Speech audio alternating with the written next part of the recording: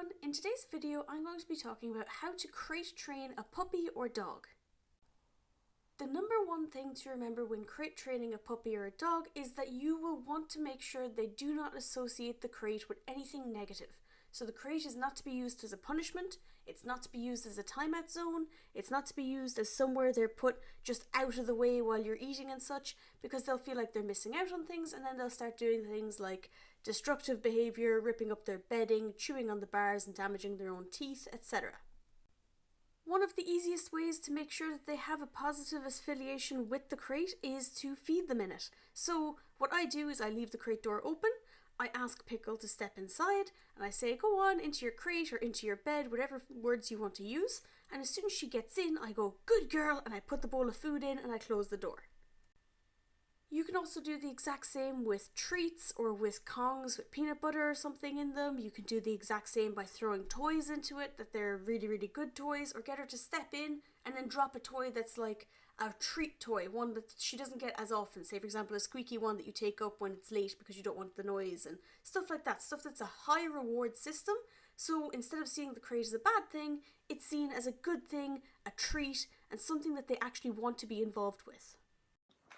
We have just finished our food. Wait. We don't want to dig at the crate. We don't want it making unnecessary noise. We wait. Out you go. Good girl. Well done. Very good. Such a good girl. Yes. Now we take out the bowl, make sure it was all eaten, and put it up out of the way. And that's it. Very simple. She gets to go back out. Sometimes if animals are less keen on the food, they're more keen on toys. You can throw it in there. They're happy to go in, chew on their toy. They're allowed to come back out. They're never put away and feeling trapped. It's just another room, basically. I use the crate for a number of little reasons, one of which being that Beauty is actually food aggressive, or at least she was when I got her. And because she's been living with me without any other dogs for about a year or so. Sorry, I keep getting jumped on, so I'm losing focus. Sorry, we're going to take the loud Pickle. Pickle. Come here, bring it here. Bring it here. Pickle, bring it here. No, not you. Okay, yeah, that works too. You distractible you. Look. We're going to take this one away. No, drop. Pickle. Pickle, drop. Pickle, drop. Thank you. Put that one away. But look at this other great one we have. Oh my god, it's so cool. And whoop, go get it. There we go. Replace the toy with another toy so they're not upset and they don't feel like they're being punished for something. Anyway, sorry. Beauty was food aggressive when I got her. She was very possessive of her food and possessive of her anything that had food in it or smelled like food. So, just as a precaution, Pickle has no manners. Being that she has no dog manners. She doesn't know when a growl means no. She thinks everything is playtime because she's a puppy, and that's just how puppies work. So, do not touch my socks, thank you. So, for Pickle's own safety, she goes into the crate, and she goes into the crate for dinner time, and she's out the rest of the time. And then for the first 2-3 months or so, until we get her trained up to not chew on literally everything, she will be crated when I'm in work. So I work in the evening time, so I'm here all day with them, and then I go out for work in the evening time. My housemate comes home. If my housemate's home and she's able to have them out, she will let her out. But if she's not home, then herself will at least be used to the crate. And the absolute key thing is the crate is never a punishment, because if the crate's a punishment, then they're just going to get sad, they're going to get annoyed, they're going to get frustrated, they're going to get bored. All these things are going to lead to bar biting. They're going to be whining and crying and howling, making loads of noise. You don't want this. And it's just overall just going to be a bad experience. An upside of crate training, even if you don't leave the house often, or if you're not wanting to have them crated, say, during a work time or whatever, if your dog is ever injured, so say, for example, if one of these guys broke their legs, right? If they go to the vet is going to have them in a crate style setup. Vets they're fantastic, they're great, but their main purpose is to treat the animal. and get the animal out of there. Their main purpose isn't like a kennels where they've got a big run and run around the place and an outdoor area. No, that most of them will have crates like this that have solid walls so they can separate animals properly so there's not infections and stuff going over, and so they're less stressed. And this is basically what it's going to be. It's going to be a small crate with bars on it that they will be in to restrict their movement and make sure they can be properly looked at and properly cared for in that time. So if your dog is not used to being in a crate, this is just going to add even more stress on top of the injury they've already sustained and the fact that they're in a place they don't know. So by just getting them used to a crate, you have the option to crate them if you ever wanted to for whatever reason. Say for example, like if my granny visited. My granny's a bit delicate. Like we don't want Pickle here jumping all over her. So I would like to have the option, if Pickle was getting a bit too hyper, a bit too hyped up and out there, I'd like the option of, say, getting a Kong and putting some peanut butter in it or whatever, and then putting herself and her Kong into the crate, because then it's still a reward, it's still good because she's getting a wonderful treat that she didn't have before, and my granny can walk safely without having to trip over literally every 2 seconds and risk falling and hurting herself. So it's just things like that. It's just useful for so many different scenarios. Another one for crate training is during thunderstorms or during fireworks, a lot of dogs get scared. Beauty especially does get scared, and she will always seek out somewhere to hide. She does not currently have a crate. I was going to be getting her one for New Year's, but we ended up actually going to my granny's, who's in the middle of nowhere, so there was no fireworks, so all was well. But we were in the middle of nowhere, so I didn't end up getting a crate, but I'm going to be getting her one this year as well. So this crate is Pickles, and this is just Pickles' crate. It's not being barred off from Beauty or anything, but during thunderstorms or during fireworks or whatever, I don't know how she reacts yet, but we'll see. I'll just hope that she doesn't get scared of them, whereas I know Beauty isn't comfortable with them. So Beauty might actually be taking that crate during Halloween or New Year's, and what I'll do is I'll put a blanket over it so it's nice and dark, and I'll put extra bedding into it so it's nice and comfy, and she can feel like she's hiding. She can feel like she has a little den that she can keep away from the big bad scary bangs. And that's the whole purpose of it, is some people just use it as a safe space, a safe den, where no one is able to reach in and take them out of it. You have to call them out, or you have to ask them to come out, let them have their safe space, especially if you've got children. A lot of people who have children have crates. Firstly, so that the kids in the morning can get their breakfast without a dog trying to eat everything. But that's just training, because that's not necessary. You can just train the dog not to steal breakfast and train the children not to feed the dog.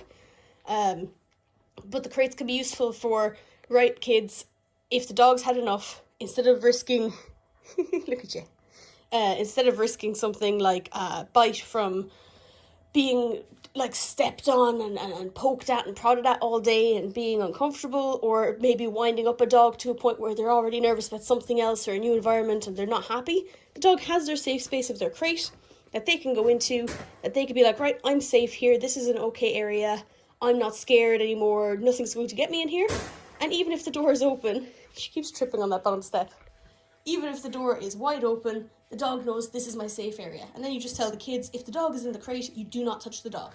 That is the dog's safe space. That's a space the dog is allowed to go, that no one else can bother them. So then they've got a safe area, and their crate is like their little cave that they can be safe and happy in, and all kept to one side, out of the way. Look at you. You're so chill, and she's absolutely insane. When you're first introducing your pup to the crate or your dog, it does not matter on the age, the whole thing of old dog, no new tricks, that's just false.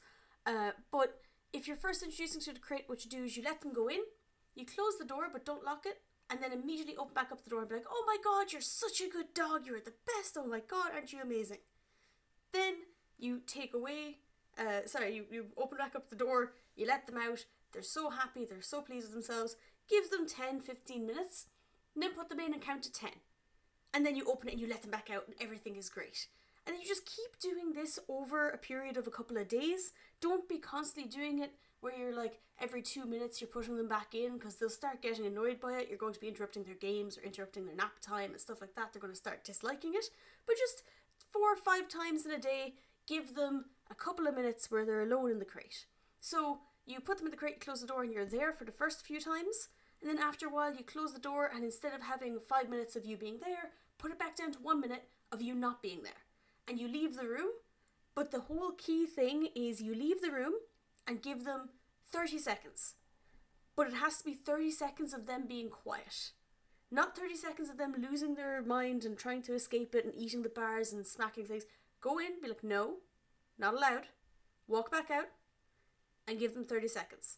And only go in if you're actually convinced that they're going to actually damage themselves. Like if you're thinking they're going to rip out a tooth or rip out a claw. Because if you constantly go in and be like, oh no, baby, it's okay, oh my god, are you alright? They're just going to be like, oh okay, if I yell, you come back and you reassure me.